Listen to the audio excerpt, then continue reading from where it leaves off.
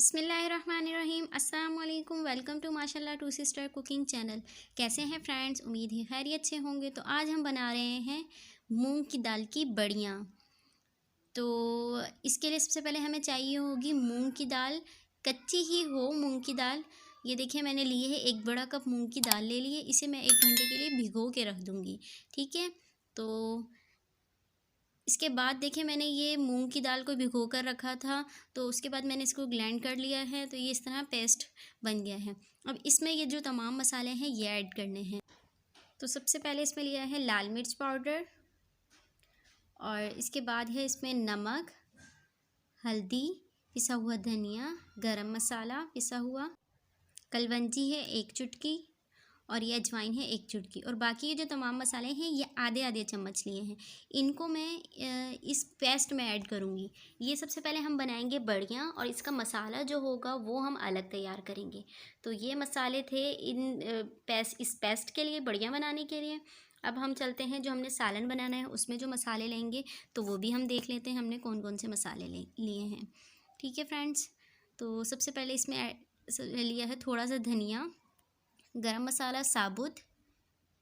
ठीक है फ्रेंड्स। ये 1 टमाटर लिया है मैंने, आधी चम्मच कलवंजी ली है, आधा चम्मच ही ज़ीरा लिया है, 1 चम्मच नमक, 1 चम्मच हल्दी, 1 चम्मच पिसा हुआ धनिया, और 1 चम्मच लाल मिर्च पाउडर, 1 चम्मच अदरक लहसुन का पेस्ट, 2 से 3 मिर्चें, और इनको इस तरह बारीक कट कर लिया है। एक बड़े साइज़ का मैंने प्याज लिया है, बड़े साइज़ का ले लें या फिर 2 प्याज ले लें।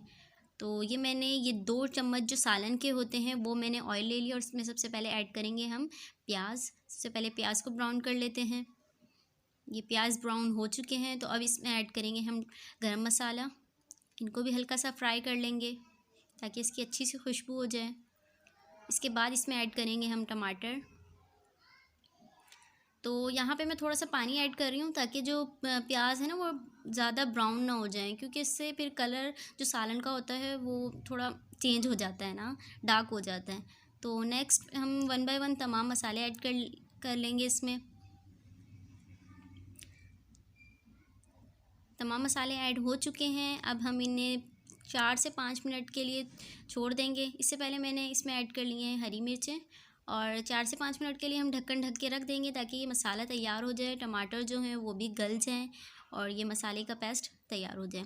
तो दूसरी साइड पे मैं बनाने जा रही हूँ बड़ियाँ, और ये मैंने ऑयल गरम कर लिया है, और इसमें मैं ये जो मैंने पेस्ट बनाया था ये मैं इसी चम्मच के मुताबिक 1-1 चम्मच, मतलब साइज़ जो है ना वो इसी चम्मच का रखूँगी, और इसमें मैं इसे फ्राई कर लूँगी 1 बाय 1। अच्छा फ्रेंड्स, यहाँ पे मैं एक बात बता दूँ, अगर तो आप लोगों के पास टाइम हो ज़्यादा तो आप इसे फ्राई करने के बजाय इसे एक ट्रे में लें, और इसी इसी चम्मच से, जैसे कढ़ाई में डाला है हमने इसी तरह चम्मच में रखते जाएं और इसे खुश्क कर लें, जैसे बाज़ार से खुश्क ही मिलती हैं। तो ये मैं फ्राई हो चुकी है, इन्हें मैंने निकाल लिया है। दूसरी साइड पे हम देख लेते हैं कि मसाला रेडी हो चुका है।